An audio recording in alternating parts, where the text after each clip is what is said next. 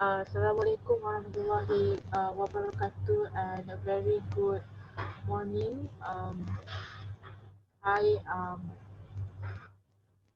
Today we're gonna have topic 4 for our today lesson. Topic 4 is about the international monetary system and the balance of payment and the formulations of international trade theory. Again, we're greeting Assalamualaikum warahmatullahi wabarakatuh, and very good day. Alright.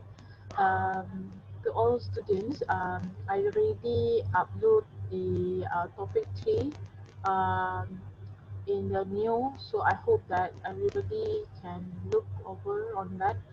And yeah, for quiz 2, there will be topic 3 and topic 4. Inshallah, we will do around for our replacement class later. That one I will inform to you where is the replacement class, when is the replacement class, will be due on Saturday inshallah. And um yeah, because our upcoming this Thursday will be public holiday due to our Muharram. Yeah, we miss one class, so we will replace it later. I think that has already the official date for that, right? Okay, so without further ado, let's we start our topic 4. Okay, in this topic outline, after studying this topic, the student should be able to, number one, understand the history of the international monetary system, and the second one explain the balance of the payment accounting system, and the third one discuss the rationales for the trade intervention, and the fourth one discuss the barriers to international trade, and the last one explain the promotion of international trade and the ways of controlling unfair trade practices. So for this topic we have a five topic objective and topic outcome.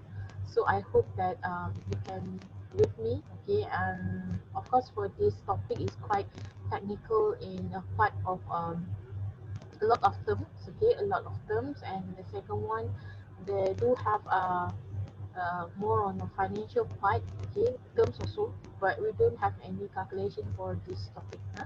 All right, so what is international monetary system? Okay, so before I go further, okay, when we're talking about international monetary system is about the process of how does one country and one another country is doing their international trade, when we are doing international trade, as we mentioned before, we have the classical theory, we have the firm-based theory, and of course the process is ongoing, and there will be some of the monetary system will be evolved, because according to the modern firm-based theory, right?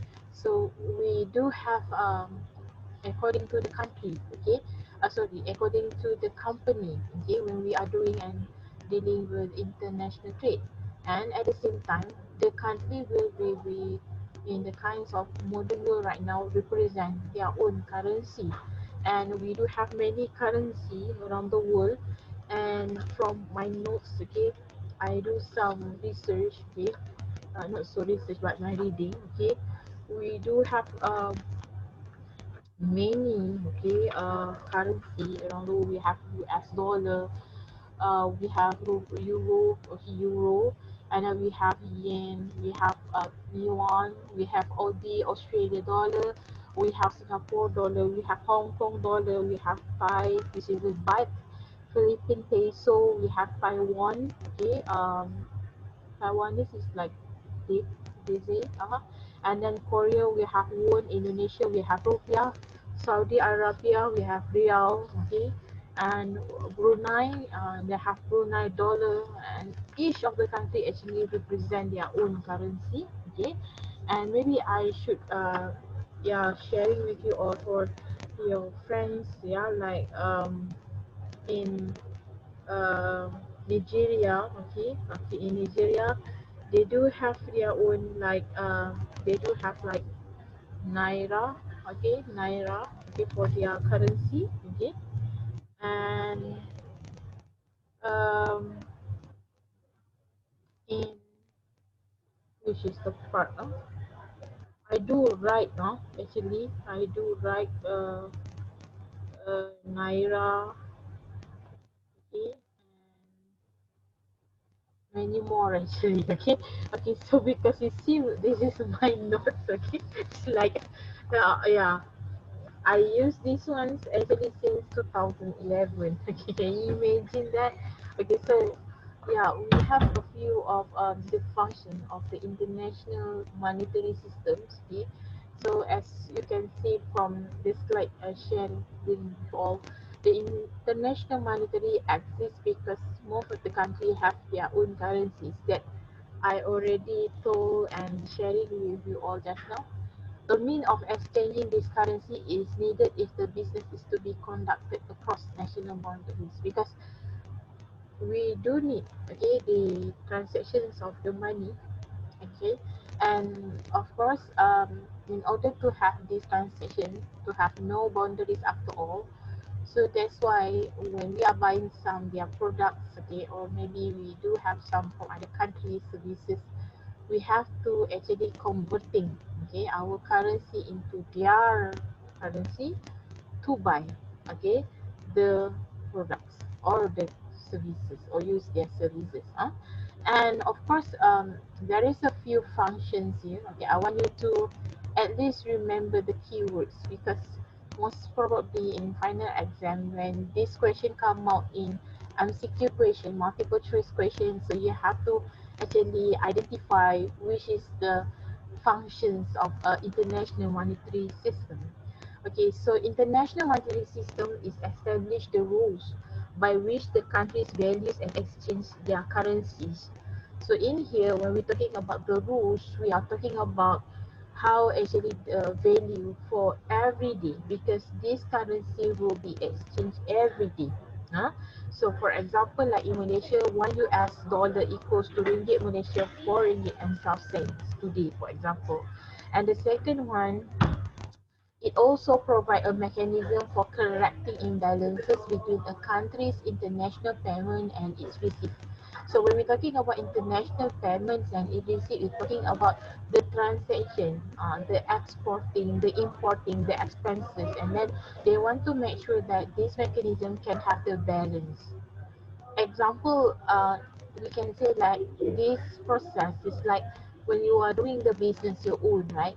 You have something like bookkeeping, and to make sure that your bookkeeping have in the balance trade, okay, balance transaction, that's why we have to know where is the money goes out, where is the money goes in, and where is the money cash flow in and where is cash flows out. So you have to know the transaction, right? So it's something like that, and the cost of the converting foreign money into the firm home currency. Okay, this is the process whereby we want to convert the foreign money, for example, rupiah to Malaysia, ringgit Malaysia, and the firm home currency. Okay, firm home meaning like we are the home country, so Indonesia is the whole country. A variable critical to the profitability of the international operations depends on the smooth functioning of the international monetary system.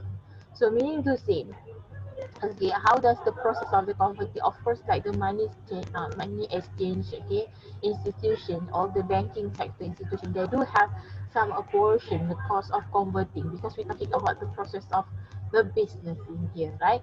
We convert the money, it's not just totally I give you $1 and you get me ringgit Malaysia $4, 4 ringgit and blah blah blah. No, it's not like that. There will be some out of the additional process, okay, because the process of converting also involving like the services, okay. And international business people monitor the international monetary system accounting system, the balance of payment BOP. Okay, this one we will be go deeper in the part that what is the elements in the balance of payment, and then how does to make sure that the account is in the balance of the payment, and what the elements should have, what the elements shouldn't have, okay. And the last one, the BOP, okay, balance of payment records international transaction and supplies vital information, meaning to say it's solid information, it's a valid information about the health of national economy and likely changes in its fiscal and monetary policy. So basically, when I mentioned to you all last class, okay, if you view and retrieve topic 3, I do mentions about how does the fiscal policies in I mean like economic policies in Malaysia due to the COVID-19 impact. Okay, starting around March month. Okay, our economy is like sloped down. Okay, and then after the government start to have rehabilitations on our economy, and how does it open up back to all the company to start the business on June month, and then yeah, it should trending like they have like U curve. Okay, it should like a positive curve to our fiscal policy. So uh, this is due to the impact of the export and import, and also KD and KK. KD and KK ni macam KD and KK ni macam anggaran kasar. It's like our GDP and GNP, okay, of our country. Huh? Alright, so if I'm wrongly, please correct me, well, because I do with my reading, with my observation through from the prime news. Uh, I wish that if you can add on more and sharing with me, especially in our friends in Indonesia itself, how does your economic right now? Okay, maybe you can have some sharing with me in our, yeah, of course, WhatsApp group. Okay, all right. So we will learn about how does this history of the international monetary system. Okay, how does this international monetary system is started in this world. Okay, um, before this, if you still remember that I told you that we do have the barter system, right? How does the international trade and how does the voluntary exchange occurred? Okay, and um, evolving like I give you rice, you give me some meat, I give you fish, you give me chicken. So this is how the international trade system is happened and occurred. Um, in this the gold standard time, the countries agree to buy or sell their paper currency in exchange for the gold, and the request of any individual or firm to allow the free export and the gold bullion and coins. So during this, the gold standard is occurred in around 18th century, 1821, and during this time, they do not have like what we call as like notes, paper notes, and they do have coins, but they don't have the paper notes that what we have today. So during that time, they do have like they call as paper gold. Okay, paper gold. They do like something exchange. I give you gold, 1 bar of gold, and then in exchange is like paper currency. Okay, whether it's sell, whether it's buy. Okay, and it was adopted by the UK, United Kingdom, in 1821, and it create a fixed exchange rate. Okay, because under UK during that time, they are using pound sterling. Okay, so what is exchange rate? Exchange rate is the price of the one currency in term of the second currency. So we do some today. Okay, for example, 1 US dollar equals to 4 ringgit and 12 cents. Ringgit Malaysia example, huh? And for the fixed exchange rate system, the price of the given currency does not change relative to each other currency. So in here, it being stated under the gold standard, each country pegged the value of its currency to gold. So example, pegged fixed country, okay, it called as fixed. Pegged ni maksudnya currency tersebut telah ditetapkan. It's fixed. Okay, so I give example like Euro. Okay, like European Union country, they do use like Euro currency as a pegged. Compared to like us, we are actually relying on the second country. For example, like in order to know the value of ringgit Malaysia, we are relying on how much US dollar today, and US dollar been actually been determine their value according to the 1 bar of gold. I don't want to actually explain more because supposedly your financial I mean like finance lecturer will explain you more on this, because it's about history on how does this international in financial, can I say that? Actually have revolution on this, okay? But I do have that kind. If I'm wrong, please also correct me on that, okay? So how does after that, okay, the first one just now is about how the gold standard is started, okay, in this world, and then the collapse of the gold standard. Okay, so during the World War One, okay, for those who do not know when is the World War One, is during 1920s. Okay, so during the World War One, it by the economic pressure, okay, so after that the gold standard collapsed. Okay, collapsed, and then the country suspended pledge to buy or sell the gold at the currency par value. Currency par value meaning to say the the the value of the gold during that time is a very below market. Par value is just ngam soy value. How to say that in a very simple word? It's not too high value. It's not also too low. It's just only for those who are afford to pay at that value. They will just sell it. Okay, because why? Because the pressure of during World War One. Okay, during the war, people don't have any intention to do transaction because they're busy to actually protect themselves, okay, to save themselves, their family, okay, and also, of course, their asset. Okay, and then the gold standard they adopted in 1920s, okay, and dropped during the Great Depression. And during that time, if you realize, British pound allowed to float in 1931. Okay, so what is float? Okay, float is something like, can you imagine like we have the empty bottle and all of a sudden it's being put in the river, they say, and then it's floating, terapung kan.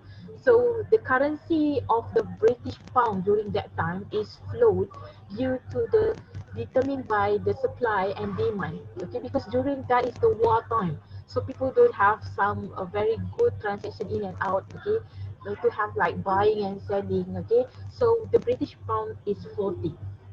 Okay, I want you to read further in my long notes in my manual for this, because I have actually very lengthy on explaining on the collapse of the gold standard. Alright, so the third one, after that, what happened? The Bretton Woods era exists. Okay, it start to uh, exist. Okay, why? Because during this time, 44 countries met in the Bretton Woods, New Hampshire in 1944. Remember, during the Bretton Woods era, there will be 44 countries at the year 1944 in Bretton Woods, New Hampshire. Okay, and the goal during this Bretton Woods era is to create the post-war economic environment to promote the worldwide peace and prosperity. Not prosperity burger McDonald, but we are talking about to promote the worldwide prosperity, meaning to see in the peace and harmony. Okay, why? Because we are talking about the transactions of the monetary system itself. And then it renew gold standard on modified basis on the dollar base. Okay, if you ask me, student, why the reason we have to use the dollar base, because we are talking about the US country is conquering the world transaction, okay, especially the international monetary system in a long time ago actually. So that's why dollar been actually choose for that. Okay, and then they are created International Bank for Reconstruction, okay, IBRD, okay, and development, and also International Monetary Fund, IMF. Okay, so we're moving on to the next one. Okay, so under international, because just now we are talking about the two actually, can I say something like organization be involved, okay, after the impact of the Bretton Woods era. So we have IBRD, International Bank Reconstruction and Development, and also we have International Monetary Fund. Okay, what is the purpose? Okay, International Bank for Reconstruction and Development. The first one is called, so-called as the World Bank. Okay, and there is a two goal for the World Bank. Number one, to help finance reconstruction of the European economies. This will be actually been accomplished in mid 1950s, and the second goal is to build the economies of the world developing countries. We need to see the first one is the European countries economies, and the second one for the world developing countries. Developing countries including Malaysia, Indonesia, India, all the, I can say like BRIC that we learned in the first topic. If you still remember, Brazil, Russia, India, China. This is all emerging and also developing countries. Okay, so the World Bank groups, okay, under the International Bank for Reconstruction and Development, IBRD, we do have these three, under the World Bank group, we have four. Okay, so the first one we have International Bank for Reconstruction and Development (IBRD), and then we do have International Development Association (IDA), International Finance Corporation (IFC), and the last one Multilateral Investment Guarantee Agency. So most probably, if let's say in the class, I will jot down the notes. And when I say students, please copy down the notes. And what they do, they will just snap the picture. Okay, done, madam. We are already snapped the notes. Okay, so yeah, due to this, okay, I do have this here, but I can read to you, or maybe you can jot down. But I will read one by one. Okay. All right, for the International Bank for Reconstruction and Development, okay, you can see also and retrieve these notes in the long notes because I already provide the long notes for you. So don't worry so much because I believe that some students, the way on how they are studying my video lecture, at the same time they also jotting, yeah, jot down, okay, the notes. Diorang tulis nota dekat atas buku yang mereka beli. One student is snapping the picture to me on that. Bagus. It's a very good effort. You buy my manual, at the same time your manual is not empty, it's not blank.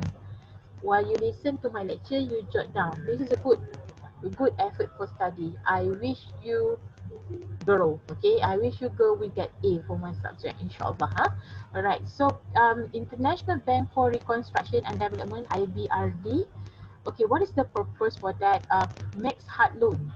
Okay, the purpose is to mix hard loan. What's the difference between max hard loan and also soft loan? There will be different according to the amount. Okay, according to the mixed hard loan here is 15 billion annually. So meaning to say amount of up to 15 billion annually will considered as hard loan. Okay. The second one, for International Development Association, is offers soft loan. Okay, so offer soft loan is around 14.5 million. Okay, 14.5 million. Just now billion, billion. Mixed hard loan is 15 billion annually. This one is 14.5 million. Okay, annually. And then for the International Finance Corporation, it promotes private sector development. And for the Multilateral Investment Guarantee Agency, it provides political risk insurance. Okay, so in my long notes, they have to further explain on each this because just to remind you all, this particular question will come out for your quiz. Don't tell me hashtag not umbrella you all. Okay, alright, so we're moving to the next. Okay, okay, under International Monetary Fund. Okay, what is International Monetary Fund? Is so called as IMF. Okay, what is the function? Okay, the function number one, to boost the International Monetary Corporation. Okay, monetary corporation. Okay, for your information, student, because IMF also been categorized as some as organization or body. It's not a bank, but it's some like organization under like, yeah, it's like we do call just now international, this one, International Bank for Reconstruction and Development is under IBRD, but for IMF they have the another one institution, another part, but it's so do call like financial support and the assistance to the world countries. Okay, so of course number one, to boost international monetary cooperation. Okay, and then the second one, they facilitate the international trade. um okay, how to explain on it? So it's the first one, international monetary cooperation, because when certain country they're having a problem, okay, so they will actually get some assistance and also help from the another body, for example like IMF. So when they do that, they actually indirectly uh, bagi dalam lebih kurang 5 minit. Tunggu, sorry, tunggu okay, thank you Fahmi. Fahmi, actually dekat situ buku tu. Ah, I, I ambil nama. Ambil, ada nama list nama kat situ. Suruh tick je. Sorry ya student, sorry. Ya. Tick. Thank you Fahmi. sorry, I do have some, sorry, yeah, because some students they want to take a book, not my book, other lecturer books. Okay, so that's why. Where am I? Sorry, sorry. Okay, and then where is it? Aha, okay. Thank you, Fahmi. Okay. Um, where are we? Okay. Astaghfirullahaladzim. Okay. Just now, when we're talking about International Monetary Corporation, uh, because most probably, in terms of the corporation, they do give some facilities to lend the money because International Monetary Fund is something like to lend, and you can the country that have the trouble problem in the financial can borrow. Okay, and then the second one, they facilitate the international trade in terms of the trading between one country to the another country. Okay, and of course, when we're talking about this thing, okay, we actually have some portion because for the information, so the International Monetary Fund is actually being controlled by US country.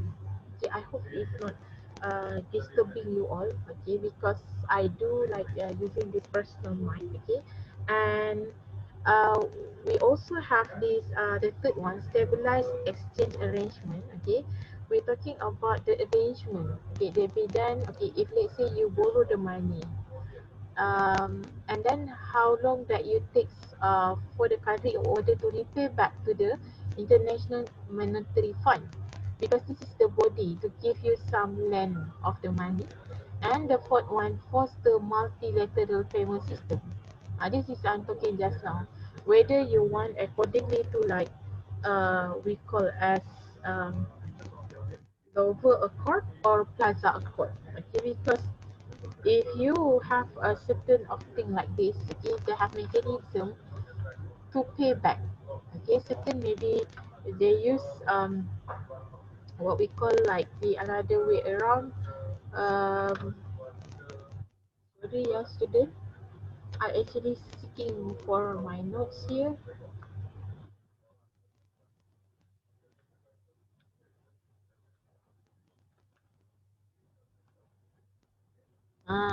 Sorry, yeah. Not Plaza Accord, not Lobo Accord, but it's called as backup plan and ready plan. So this is the another method in to make sure that how the process the payment system being made from one country to pay back their debt to the IMF.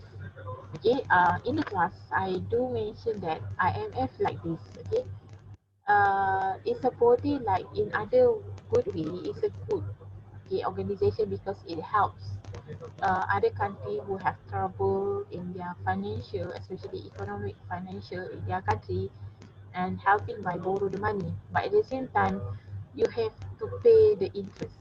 Okay, and they used to use this method because the country is having desperate, okay, meaning difficulties on how to manage the country well.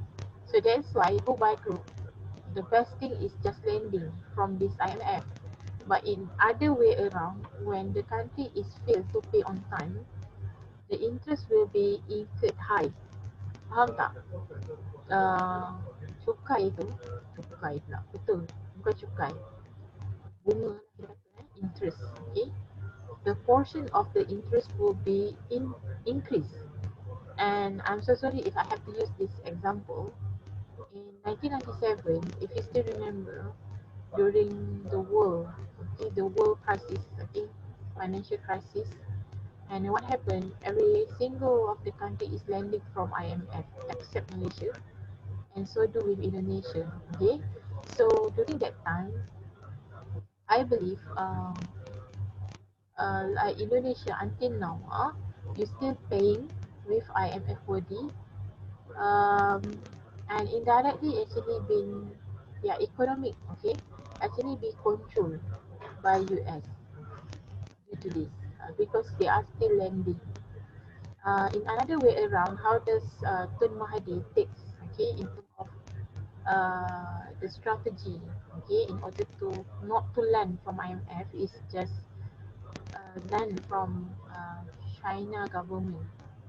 But how valid is this? Okay, I don't want to go for details because we are talking about we are finding another solution instead of lending from IMF. We do other around. We do in other way around. Meaning to say the another strategy.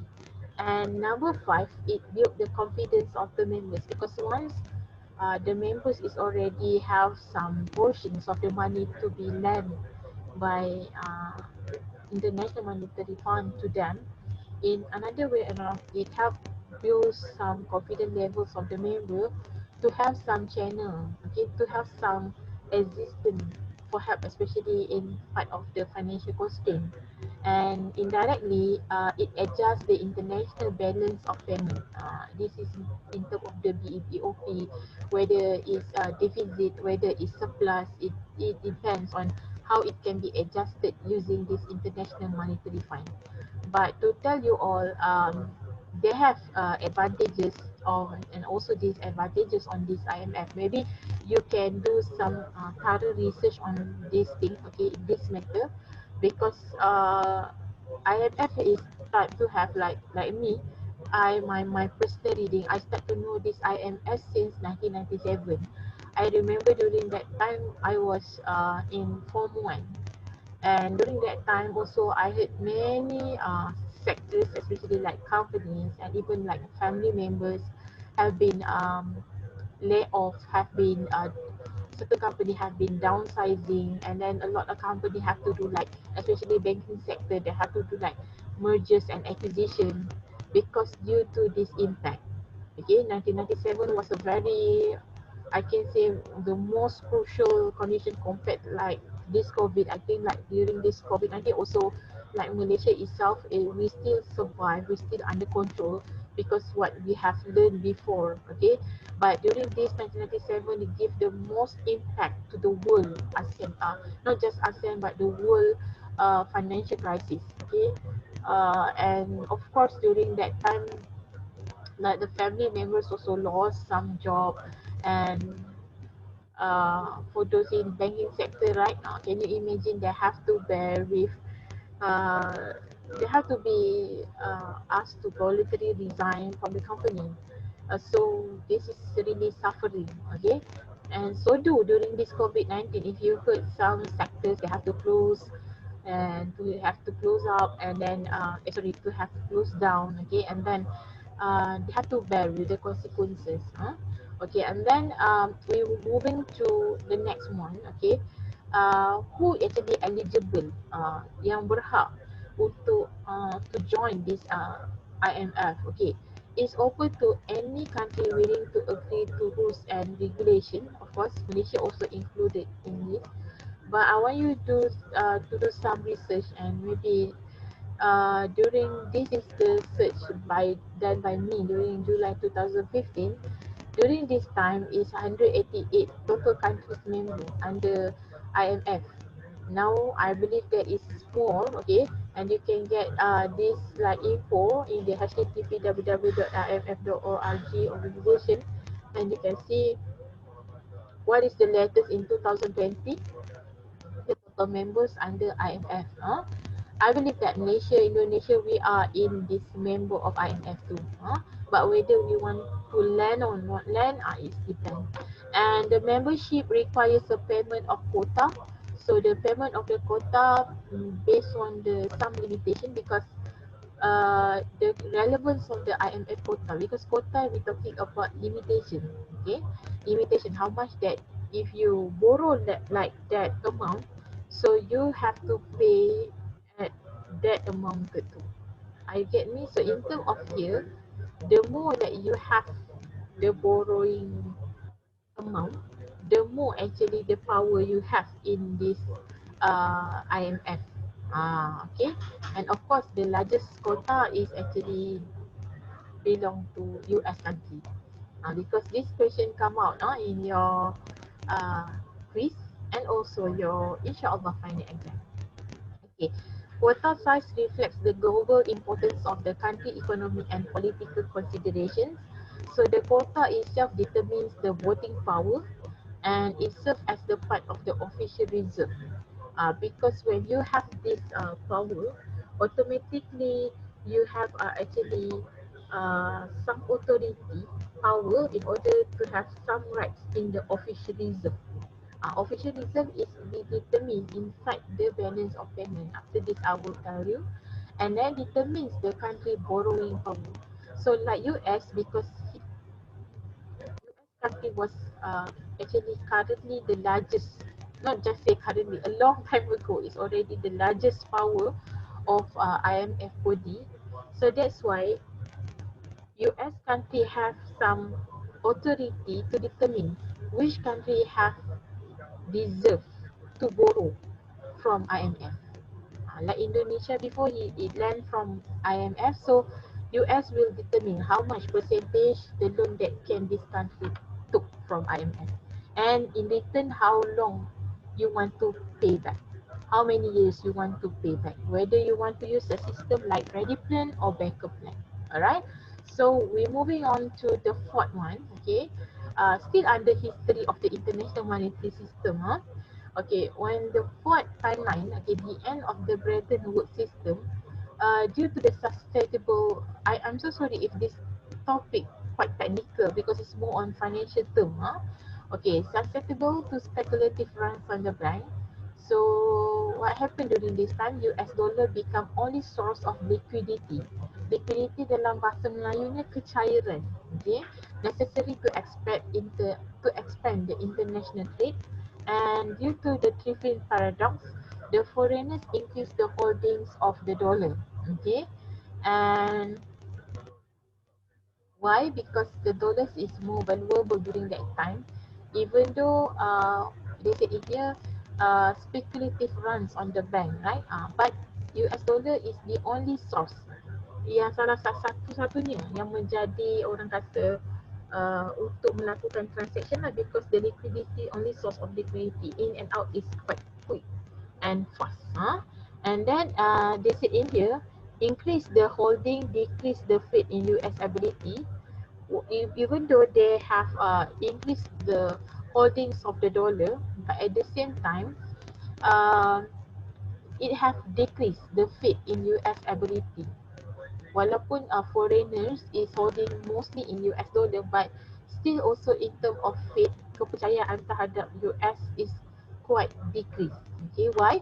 Because they increase more demand to redeeming the dollars for gold. So if you realize during, not during our mothers and also grandma time, the old time ago, for investment, even though like this COVID-19 right now, right? I watched from the Prime News stated, uh, majority people are buying gold right now. Okay, maybe the price itself may be considerable. Uh, I'm not saying cheap. Okay, is considered like reasonable price, and people tendency to invest more on buying gold. Okay, it's good because in other way around, the price of the gold keep increasing. Okay, and not just put under the pillow. Okay, so IMF created a special drawing, right, SDR, so which is referring to the paper gold. So during that time, okay, IMF created a special drawing rights SDR in order to replace on this paper gold. So in order to have the dollars for gold, they also have some another way around by buying the paper gold. So during this time, Bretton Woods system ended in August 15, 1971. So after the 44 country in 1994 up to 1971, after that Bretton Woods system is ended. And after the post Bretton Woods system, most currencies began to float. Float is determined by the value and of their supply and demand. And then the value of the US dollar fell relative to most major currencies. Okay, so during this time, after the post Bretton Woods system, still also US dollar keep on decreasing the faith, because people during that time they have a very decreased faith in the US ability. So that's why to the extent the US dollar is having like trouble and difficulties up to most major currency is relatively fall down. So that's why Group of 10 agreed to restore fixed exchange rate system with restructured the rates of the exchange. So we have the Group of 10, okay, country. If you do not know what is the country Group of 10, you can turn back to the topic 1 that we learned before. They have actually, even they call as Group of 10, actually they have total 11 country now, because they have additional, okay, country involved, and they start to actually restore the fixed exchange rate. They try to alter back, okay, modify back, okay, on how to restore the fixed exchange rate, the value, okay, because they want to actually um, in another way around, to rehabilitate the economic condition, memulihkan proses ekonomi itu semula. So this is the group of 5, 7 and 10. Okay. So yeah, this is also popular in our final exam question and also quiz. Uh, Group of 5, we have United States, Japan, Germany, France and United Kingdom. And for the group of 7, we have United States. They have additional 2 countries, remember, because they're group of 7. Group of 5, negara 5. Group of 7, negara 7. Group of 10, negara 10. Okay, so even though it's called 10, but they have total 11 countries. So group of 7, it have additional on Italy and Canada there. But remember, United States, Japan, Germany, France, United Kingdom. And then for the group of 7, mostly the question asked like this.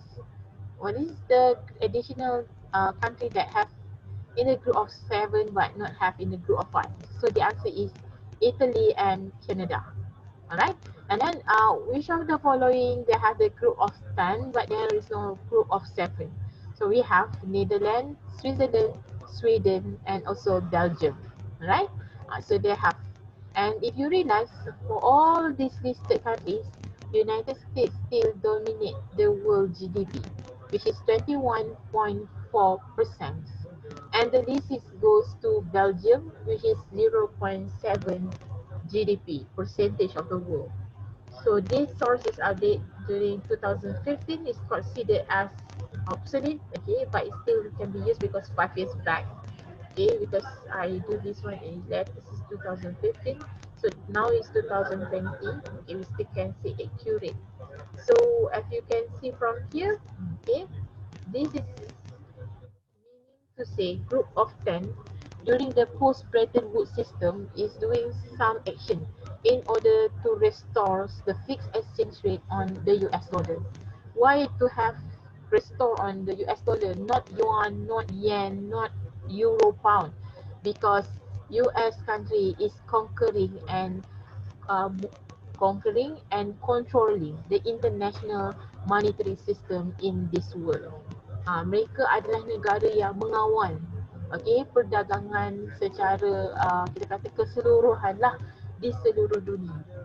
Jadi dengan sebab itu, mereka satu-satunya perlu pulih dari segi dia punya currency, dia punya mata wang, untuk memulihkan juga ekonomi negara yang lain. Okay. So, the fifth one, we have international monetary system since 1971 until now that we use this one. The development of the floating exchange rate system, okay, we have supply and demand for a currency determine its price in the world market. Okay, so it manage float. The central banks can affect the supply and demand, of course, because every country they do have their own central bank. Like Malaysia, we have Bank of Negara Malaysia. Okay, and then legitimized in 1976 with the Jamaica Agreement. Okay, so like this is the key central bank. If you ask me, madam, why only have 5 years? 5 years pula. 5 countries in here, because the 5 countries in here representative of all the 5 countries, developed countries. This group of 5 countries: United States, Japan, Germany, France, and also United Kingdom. So Canada, in terms of the Canada, they have key central bank, Bank of Canada. For the country like European Union, they have European Central Bank. And then for Japan, they have Bank of Japan, United Kingdom, Bank of England, and United States. They call as Federal Reserve Bank. Okay, I want also you to remember this key central bank because it's involved, okay, in our assessment. Alright, so European Union. Okay, we're moving to what is European Union? Who is European Union? Okay, UN. Believe that flexible system would hinder ability to create integrated economy. So it created European monetary system to manage currency relationship. So ERM, for those who do not know what's mean ERM, European Relationship Management. Okay. European Union Relationship Management. Participants maintain fixed exchange rate among their currency, and it's facilitated creation and adoptions of euro. So European Union, they have fixed exchange rate. So they're not so actually affected much compared to like the country who are relying most on US dollar. Huh? Okay, so the other post World War II. Okay, when is the World War II? 1946. Okay, after 1946, they have two actually post World War conferences, which is Plaza Accord and also Lover Accord. Okay, not Love Accord, not Honda Accord. Okay, Plaza Accord. The central bank agreed to let the dollar value fall on the currency markets and fall it did. Okay, so the key central bank that I mentioned before, we have Bank of Canada, uh, we have Federal Reserve Bank, and we do have Bank of England, okay, we have Bank of Japan, okay, and we also have European Central Bank. So all these central bank agreed to let the dollar value fall on the currency market and fall it. Meaning to say they want to observe first during this Plaza Accord. So they do just observe on how it's falling down. Not only London which is falling down, so only you this time around US dollar just falling down too. And then after that, they realized they had to come up with the solution under the Lover Accord because finance minister from group of five. So every each of this country, involving Canada, European Union, Japan, United Kingdom, and also United States, group of five meet again. They're signaling something like the commitment of these five countries to stabilizing the dollar's value. The reason because they have to actually create something like the peace and also prosperity, okay, around the international monetary system. So that's why they have to make this dollar's value to become stronger back again. Kena pulihkanlah supaya mata wang dollar tu menjadi kuat semula. Okay, alright. So under international debt crisis, we do have OPEC. Okay, for those who do not know what means OPEC, okay, OPEC is defined as the organizational of the petroleum exporting countries, including Malaysia. Okay, so OPEC quadruple world oil prices. Okay, so quadruple world oil prices meaning this organization is have rights and authority in order to ensure the price and the value of the oil prices, the world oil prices, harga minyak dunia. So resulted in the inflationary pressure in oil importing country. So ini akan menyebabkan tekanan kepada negara-negara yang membeli minyak di seluruh dunia lah, including also like Malaysia, Saudi, US. So it exchange the rate adjusted because when the currency is falling down, okay, the world oil prices also will be joining too. It also will be falling down. This is how the uh, the formula and the business is happen, and it's transfer of wealth. So the countries is borrow more than they could repay. So when this international debt crisis happen, mostly the country borrow more. Mereka meminjam lebih daripada yang mereka mampu bayar. Itu problem dia. And during this time, the crisis approaches is happen and the solution. Okay, what is this? Okay, backup plan is being approached in 1985. So during this backup plan, it stressed the importance of the debt rescheduling. So it fight the IMF, imposed the control over domestic monetary and fiscal policies, and continuing lending to debtor countries in hope that the economic growth would allow them to repay their creditors. So yang ini berdasarkan kalau siapa know the method of if you borrow from PTPTN for example. PTPTN ni pada student Indonesia dia seperti satu body di Malaysia yang memberi pinjaman untuk pendidikan kepada pelajar-pelajar di Malaysia. Okay, but what I'm trying to tell you all, debt rescheduling meaning to say you will be actually provided on how the payment system. So year one, how much you have to pay to IMF. Let's say you are lending from IMF, right? Year two, how much? Okay, and that is according to the scheduling. Mengikut jadual lah. Macam tu lah when you want to pay your PTPT kat ni. Okay, and then so like Brady Plan 1989, it's focused on the need to reduce the debt of the troubled country by writing off, by writing off parts of the debt or by providing the countries with funds to buy back their loans, notes or at the below face value. Yang ini pula adalah they give some another method, another approach by reduce the debt. You can reduce the debt to those the country who having the debts because they borrow more than they could repay, right? Dia meminjam lebih banyak daripada yang mereka mampu bayar. So when the country is having like to reduce the debt, what they have to do is by writing off parts of the debt. Writing off ni maksudnya dia memadamkan hutang. Memadamkan hutang tu, and by providing the countries with fund, dia menyediakan juga satu fund ataupun dana to buy back, untuk membeli semula their loan notes, but at the very very low value, below face value, harga yang tak masuk akal lah, harga yang paling rendah, because they want to help to reduce the debt. But you will actually this what we call loan notes too, you can use in order to pay back, okay, your debt.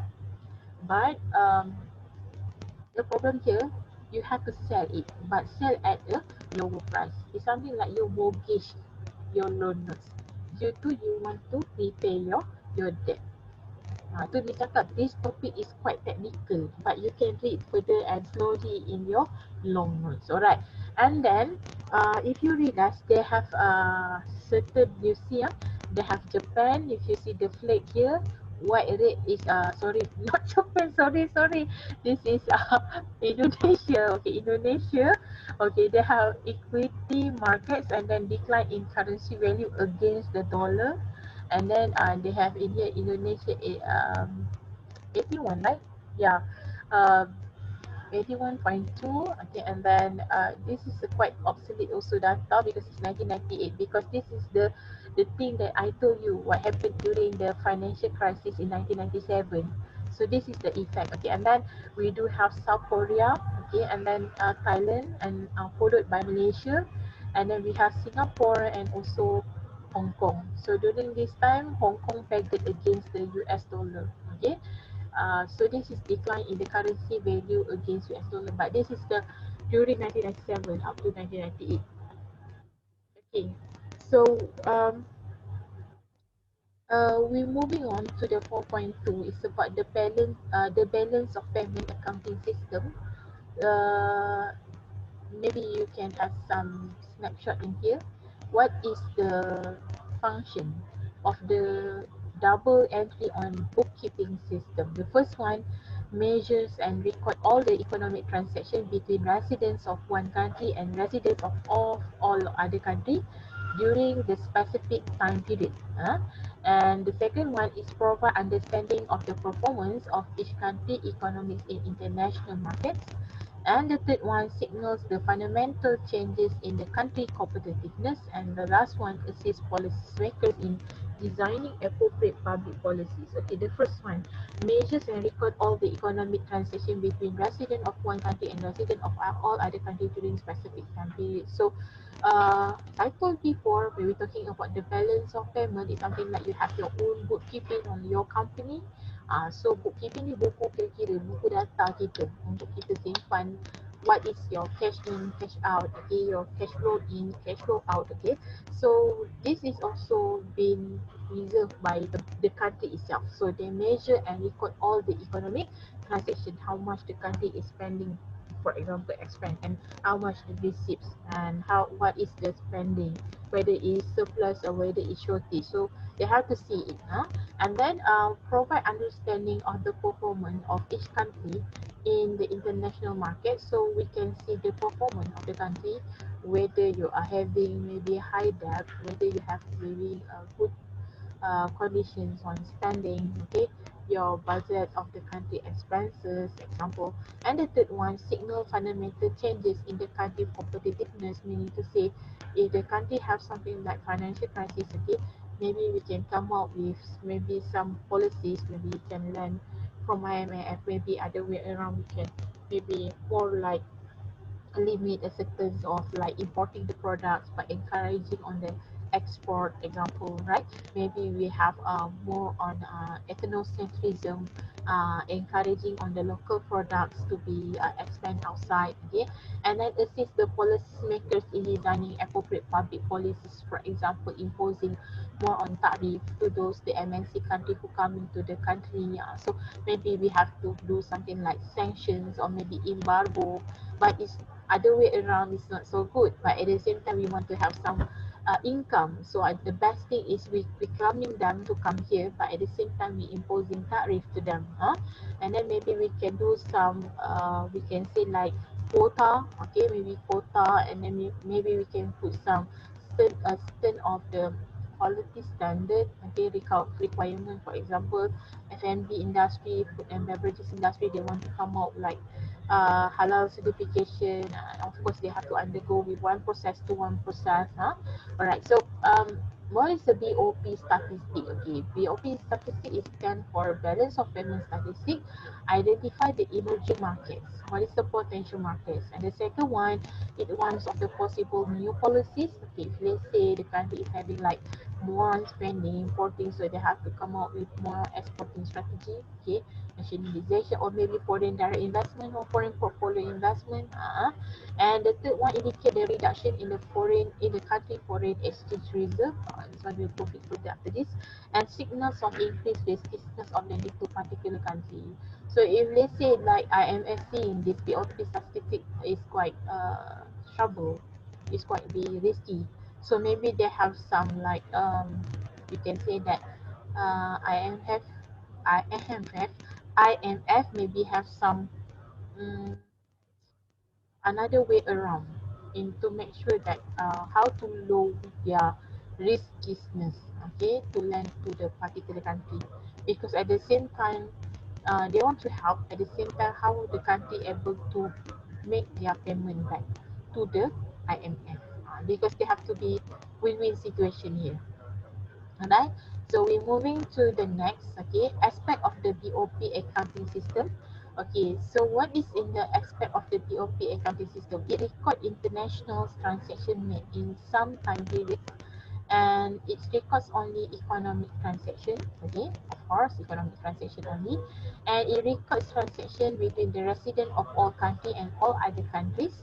Example includes individual, businesses, government agency, and non-profit organization. Like we mentioned this one under topic one, if you still remember, under international business, and it used a double entry system.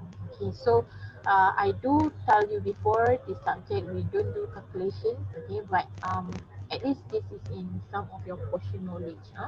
And then what is the major components of the BOP accounting system? So this is the thing that included in final exam. Okay, we have current account, we have capital account of true reserves, and also errors and omission. Okay, so under current account, we have four types of transaction. We have export and imports of the goods, export and import of services, investment income, foreign direct investment or foreign portfolio investment, and also we have give.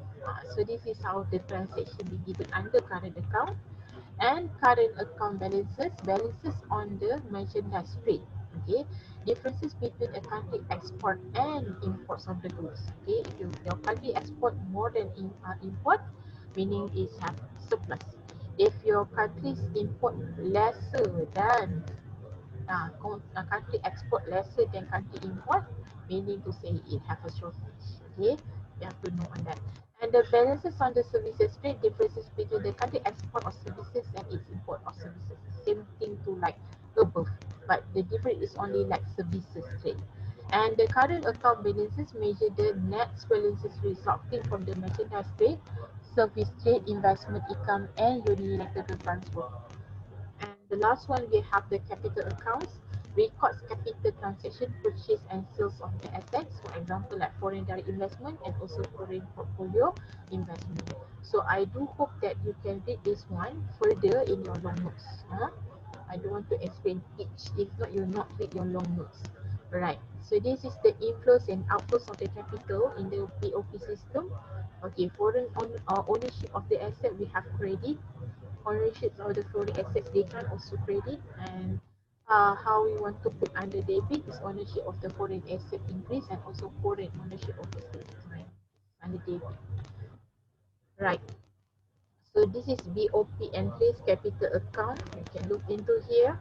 Okay, and the third one, we have official reserve account. Okay, under official reserve account, they do record levels of the official reserve. So we this is what if you still remember in the time of the uh, Bretton Woods system, okay, during the collapse of the Bretton Woods system, okay, they do have the four record level of official reserve using SDR, special drawing rights using paper gold, right? Okay, and they have four types of asset. They have gold, convertible currency, SDR, okay, special drawing rights just now, and also reserve position at the IMF. So you use this official reserve account in order to reserve your position. Your position here, not individual but the country in the IMF. And according to errors and omission, BOP must balance. So they have two formula, okay? Formula in here. Can I say formula? Yeah, so do like so-called formula. But this one, you don't worry, this equation uh, will come out for your quiz or any exam. Okay, current account CA plus capital account cap account plus OR official reserve account equals to 0. Meaning to say we have 4 right in our BOP balance of payment element. We have current account, capital account, official reserve, and also errors and omission. But the first equation, if you have 3 elements only, current account, capital account, official reserve equals to 0, it means 0 is balance. Balance in here including all, even though it's like, can I say, illegal transaction involving due to illegal activities such as drug smuggling,